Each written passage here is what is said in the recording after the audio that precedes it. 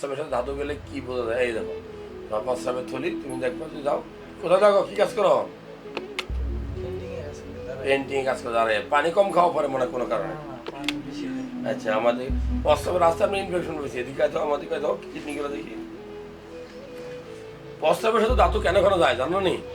অনেক সময় হলো যে যেখানে ধাতু তৈরি হয় মানে সিমেন্ট, ওইখানে কোনো ত্রুটি হইলে, যেমন প্রস্টেটে অনেক সময় যেই পথে বীর্যটা বেরিয়ে আসে ওই পথে ব্লকেজ হলে, ব্লক, যেমন বীর্য তৈরি হয় কোথায়?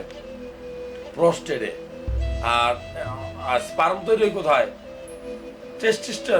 টেস্টিসে মানে অন্ডকোষে, বিচিতে।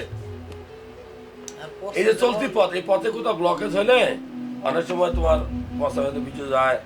আবার অনেক সময় রেট্রোগ্রেড মুভমেন্ট আছে, রেট্রোগ্রেড মানে অর্ধেক পথ আইসা উল্টা দিকে গেলে তাহলে প্রস্রাবের থলিতে গিয়ে জমা থাকবে, পরে প্রস্রাব করার সময়টা বেরিয়ে যাবে।